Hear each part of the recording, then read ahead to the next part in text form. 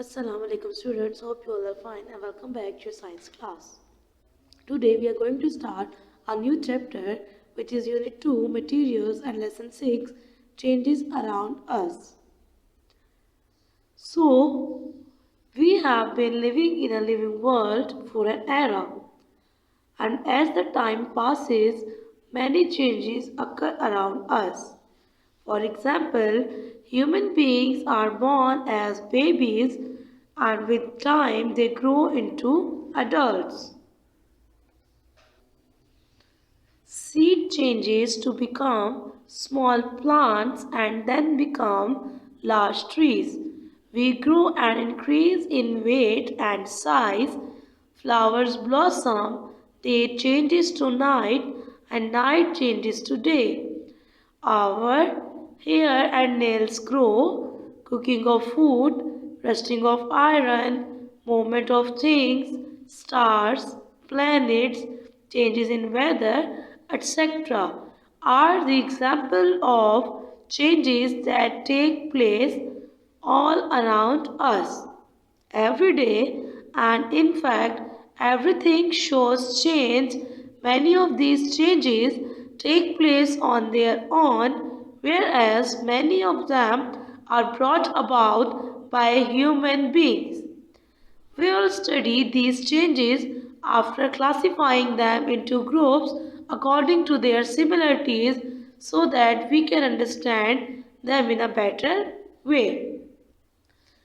हमने देखा कि जब हम इस अर्थ पर रहते हैं तो हमारे इर्द गिर्द बहुत सारे चेंजेस अकर होते हैं, जिसमें कोई भी बेबी ग्रो करता है लेंथ में, हाइट में और एडल्ट बनता है। सीड से एक प्लांट ग्रो होता है, हमारे पास फ्लावर जो है वो खिलते हैं। और क्या होता है, आप लोगों के इर्द गिर्द आपने देखा होगा कि शाम से रात होती है और फिर सुबह हो जाती है। हमारे बाल बढ़ते हैं, हमारे नाखून बढ़ते हैं, खाना बनता है तो चेंज अकर होता है, और इस तरह से मुख्तलिफ़ चीज़ें अपनी जगह से हिलती हैं तो चेंज अकर होता है। इसका मतलब है कि हमारे इर्द गिर्द बहुत सारे चेंजेस हैं जो होते रहते हैं। इस चैप्टर में हम उन सब चेंजेस को क्लासीफाई करके पढ़ेंगे। और हम क्लासिफिकेशन क्यों करते हैं? Because classification make the study easier. So let's start the chapter in brief. So we have classified the changes into types, which are reversible changes and irreversible changes. So what are reversible and what are irreversible changes? Changes taking place around us can be of two types. So first is reversible change, which is change which can be reversed back to the initial state are called reversible change. तो reversible change क्या है? हर वो change जो किसी method के through वापस उसी तरह से हो सके जैसे वो था, वो हमारे पास होता है रिवर्सिबल, यानी वापस से वही बना देना उसको। Whereas the change which cannot be reversed back to the initial state are called irreversible change. जबकि वो चेंज जिसको हम वापस से उसकी इनिशियल स्टेट पर नहीं लेकर जा सकते, यानी जैसा वो पहला था, तो ऐसा चेंज हमारे पास होगा इरिवर्सिबल चेंज। एग्जाम्पल्स हैं हमारे पास कि अगर आप किसी बॉल को स्क्वीज करें, रबर बॉल को, तो क्या होगा, थोड़ी देर के बाद वो रबर बॉल फिर से अपनी वैसे ही कंडीशन में चली जाएगी जैसे वो थी। तो this is a type of reversible change. फिर अगर हम आइस को फ्रीज करें, यानी वाटर को अगर हम फ्रीज में रख दें तो वो कन्वर्ट हो जाता है आइस में। लेकिन अगर हम उसी आइस को अपने इन्वायरमेंट में रख दें तो वो क्या हो जाता है, मेल्ट हो जाती है। इसका मतलब है कि वाटर से आइस बनना और फिर आइस से वापस वाटर बन जाना, it is also a type of reversible change. Similarly यहाँ पर मेल्टिंग ऑफ चॉकलेट की एग्जाम्पल आप देख रहे हैं। अगर हम चॉकलेट को मेल्ट करें तो वो हमारे पास लिक्विड फॉर्म में आ जाती है, लेकिन अगर हम इसी को वापस से कूल करें तो वो वापस हमारे पास बार शेप में कन्वर्ट हो सकती है। So all the changes which can be reversed are called as reversible changes, but the changes which cannot be reversed are called as irreversible changes. अब हम एग्जाम्पल्स देखते हैं थोड़ी सी इरिवर्सिबल चेंजेस की। So the example of irreversible changes include the cooking of food, growing of plants and animal, खाना बनना, plants और animals का अपने जो है वो हाइट में बढ़ना, फ्रूट्स का राइप होना। फॉर एग्जाम्पल यहाँ आप देखिए कि ग्रीन टोमेटो का रेड टोमेटो में चेंज होना, हमारे पास क्या है, राइपनिंग ऑफ फ्रूट्स। जैसे अगर हम आम अपनी इर्द गिर्द देखें अपनी डेली लाइफ में, तो केरी से मैंगो का बनना। अब मैंगो बनने के बाद क्या वो वापस से ग्रीन कलर में कन्वर्ट हो सकता है? No, it's mean those changes which can not be reversed are called as irreversible changes. अब इन तमाम चेंजेस में होता क्या है, हमने सॉलिड, लिक्विड और गैस में पढ़े थे मॉलिक्यूल्स। ये तमाम सॉलिड, लिक्विड, गैस में स्मॉल मॉलिक्यूल्स मौजूद होते हैं, जिनकी वजह से वो सॉलिड, लिक्विड और गैस हैं, यानी उनके अपने कैरेक्टरिस्टिक्स होते हैं, उनकी अपनी प्रॉपर्टीज़ होती हैं। तो जब वो मॉलिक्यूल्स में चेंज आता है तो तब हमारे पास इरिवर्सिबल चेंजेस होती हैं। लेकिन जब सिर्फ हमारे पास अपीयरेंस में चेंज आता है तो वो हमारे पास रिवर्सिबल चेंजेस होती हैं। सो नेक्स्ट हम इनरिवर्सिबल और इरिवर्सिबल चेंजेस को एक और नाम देते हैं चेंजेस में, which are physical change and chemical change. तो फिजिकल चेंज हमारे पास क्या है, हम रिवर्सिबल चेंजेस को ही नाम दे देते हैं फिजिकल चेंज का, यानी कि अब हमारे पास सॉलिड, लिक्विड और गैस के मॉलिक्यूल्स में कोई चेंज नहीं आएगा, बल्कि सिर्फ उनकी अपीयरेंस चेंज होगी। तो the change in which no new substance is form and the substance only undergoes a change in its shape, size, appearance और state is known as a physical change. तो जब भी मॉलिक्यूल्स में change आएगा और कोई न्यू सब्सटेंस बनेगा, तो मॉलिक्यूल में चेंज ना आना और न्यू सब्सटेंस का ना बनना हमारे पास है फिजिकल चेंज। और जब इसके अपोजिट हमारे पास मॉलिक्यूल्स में जब कोई चेंज आएगा और कोई न्यू सब्सटेंस बनेगा, तो उसको हम क्या नाम देते हैं, इरिवर्सिबल चेंजेस उसका नाम है, बट फिजिकल के अपोजिट उसको हम नाम देते हैं केमिकल चेंज का। The change in which new substances are formed which have properties that are different from the original substances are called chemical changes. In all these changes, new types of molecules are formed from the combination of the molecules of the original substances. तो देखा आपने students कि अगर solid, liquid, gas के molecules में कुछ और ऐसा चेंज आए कि वो मॉलिक्यूल्स चेंज हो जाए या फिर वो कंबाइन होकर बिल्कुल कोई डिफरेंट टाइप ऑफ मॉलिक्यूल्स बनाए, तो such a change is called as chemical change, क्योंकि इसमें फिर जो न्यू सब्सटेंस बनेगा वो टोटली चेंज होगा उन चीज़ों से जिससे वो बन रहा है। तो such a change is called as chemical change. अब हम वापस से एग्जाम्पल्स देख लेते हैं हमारे पास फिजिकल चेंज की और केमिकल चेंजेस की। तो फिजिकल चेंज में हमारे पास एग्जाम्पल्स हैं फ्रीजिंग ऑफ वाटर की।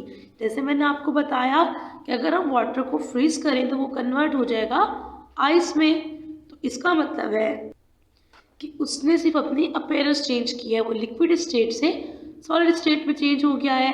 और अगर हम चाहें तो सॉलिड स्टेट को वापस से लिक्विड स्टेट में चेंज कर सकते हैं। तो such a change is called physical change and also reversible change. Then हमारे पास क्या है, और टेयरिंग ऑफ पेपर। अगर हम पेपर को टेयर करें, छोटे छोटे हिस्सों में कट भी कर दें, तो स्टिल वो है क्या, पेपर। पेपर को टेयर करने से सिर्फ उसके साइज डिक्रीज होगा, बट वो पेपर कुछ और नहीं बन जाएगा। तो इट्स मीन कि उसके मॉलिक्यूल्स ऑफ पेपर में कोई चेंज नहीं आ रहा। तो such a change is also called as physical change और रिवर्सिबल चेंज। फिजिकल चेंज है हमारे पास। Okay students, next we have dissolving a solid in water. For example, dissolving sugar or salt in water is an example of a physical change. As the sugar or salt breaks down to its molecule, these molecules go inside the intermolecular spaces of water and therefore disappear. These solids can easily be discovered from water and therefore this process is a reversible change. ये देख रहे हैं आप students, liquid molecules and solid molecules. तो जब भी हम किसी सॉलिड मॉलिक्यूल्स को, फॉर एग्जांपल शुगर हो या सॉल्ट हो, उसको लिक्विड में डिसॉल्व करते हैं। यहाँ देखिए लिक्विड में हमारे पास डिफरेंट तरह के स्पेसिस मौजूद हैं, तो ये मॉलिक्यूल्स आकर इन स्पेसिस को फिल कर देते हैं। तो हमारे पास फिर ये सॉलिड डिसअपेयर हो जाता है। जब आप शुगर को या सॉल्ट को वाटर में डिज़ोल्व करते हैं तो वो शुगर और सॉल्ट डिसअपेयर हो जाता है। बट क्या आप जानते हैं कि हम चाहें तो शुगर और सॉल्ट को वापस से इस लिक्विड से वापस से सेपरेट कर सकते हैं। Yes, how? By heating. तो इसका मतलब है कि सॉलिड का लिक्विड में डिज़ोल्व होना is a type of physical change. Next है हमारे पास वो दो प्रोसेसेस जिसमें हम और एक फिजिकल चेंज को रिवर्स बैक कर सकते हैं। हाउ? Condensation and evaporation. अगर हम वाटर को हीट करें तो वो चेंज हो जाएगा वेपर्स में, यानी गैस मॉलिक्यूल्स में। बट डू यू नो, क्या उन गैस मॉलिक्यूल्स को वापस से वाटर बना सकते हैं? Yes, it is possible. How? हमारे पास प्रोसेस होता है एक कंडेंसेशन का। अगर हम वेपर्स को थोड़ा सा लो टेम्परेचर यानी ठंडा टेम्परेचर दें तो वो वापस से वाटर मॉलिक्यूल्स बन सकते हैं, यानी लिक्विड में चेंज हो सकते हैं। तो such a process of converting vapours into liquid is called condensation and the process of converting liquid to vapours is called evaporation. और लिक्विड से वेपर्स बनाने का प्रोसेस हमारे पास होता है एवापोरेशन। तो यहाँ पर हमने क्या चेंज देखा? From vapours to liquid and liquids to vapour is also a reversible change और the physical change. Now look at here. Next we have the example of wool knitted to sweater. Knitting sweaters or any other woolen cloth from wool is a physical change and the wool can be recovered from it. तो wool knitting हमारे पास एक type है physical change का, यानी example है, और reversible change का भी। हाउ? कि जब हम किसी भी वुल थ्रेड से कोई स्वेटर या कोई भी और वुल क्लॉथ बनाते हैं तो हम उसको ईजिली वापस चेंज कर सकते हैं वापस उसी वुल में। यहाँ पर आप देखिए अनरेवलिंग वुल और यहाँ पर आप देखिए नाइटिंग। तो हम ईजिली जो है वो वुल थ्रेड से स्वेटर बना सकते हैं और ईजिली स्वेटर को वापस से जो है वो थ्रेड में चेंज कर सकते हैं। So this is also a type of reversible change. Next हम देख लेते हैं एग्जाम्पल केमिकल चेंज की, जहाँ पर मॉलिक्यूल्स में चेंज आता है और न्यू सब्सटेंसेस फॉर्म होते हैं। The first example we have is the cooking food.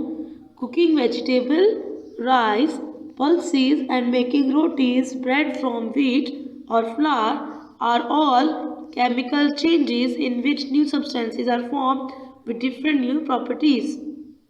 Once you boil an egg, you cannot revert it back to raw state.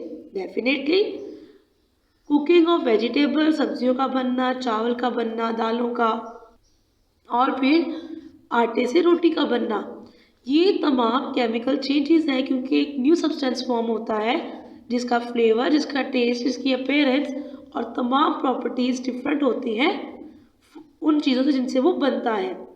Similarly example दी गई है boiling of an egg. Once you boil egg, जब हम एक बार अंडा उबाल लेते हैं तो वो वापस से उसकी रॉ स्टेज में नहीं आ जाता, एग हार्ड हो जाता है तो वो वापस उस लिक्विड स्टेज में नहीं जा सकता। So this is the type of examples of chemical changes, or you can say irreversible changes.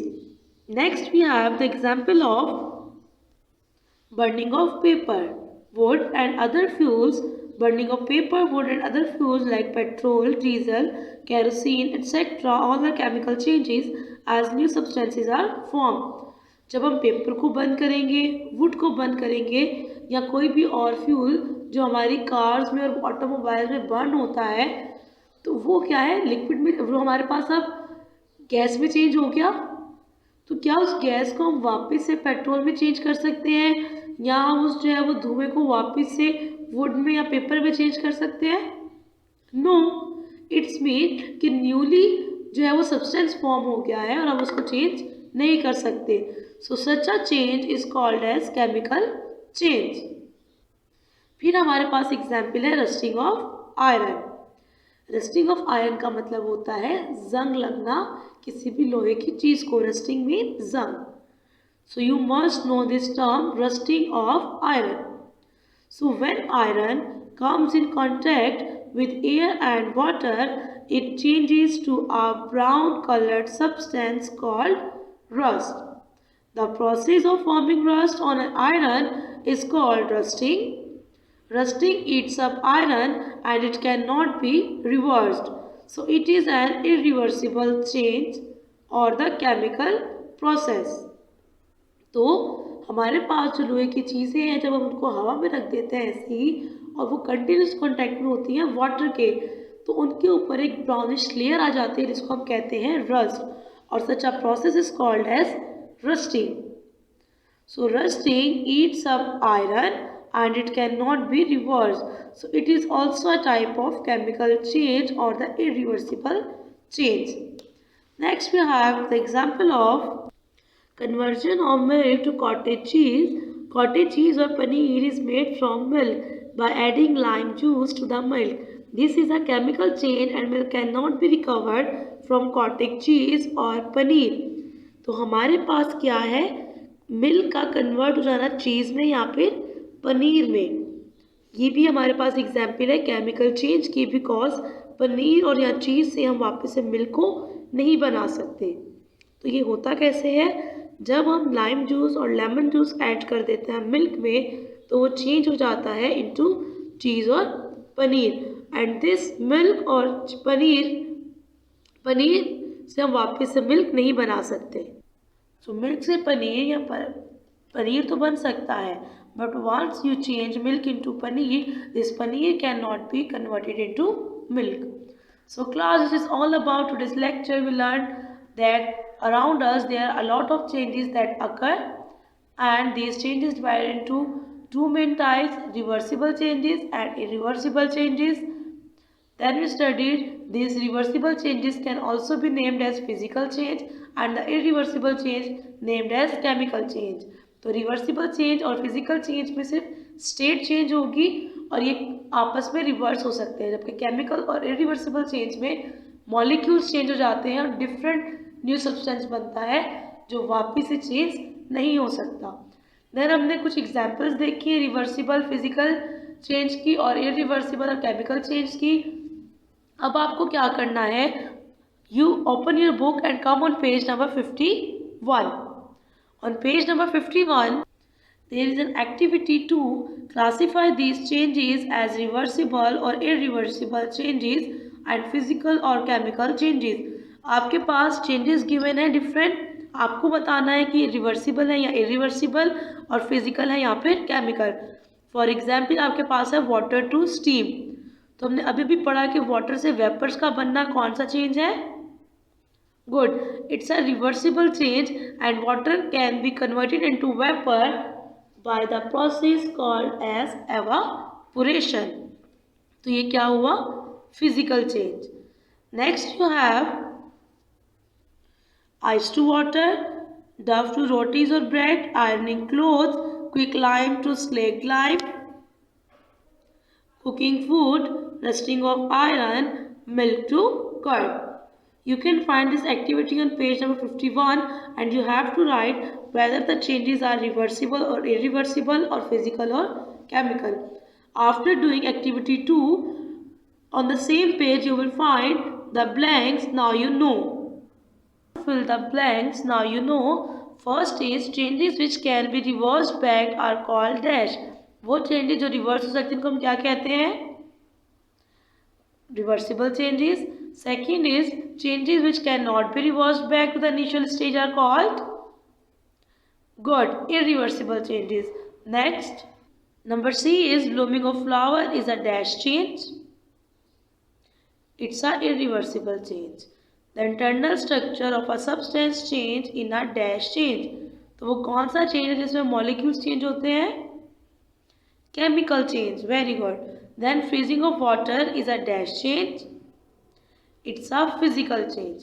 So you have to complete activity 2 and now you know in your books.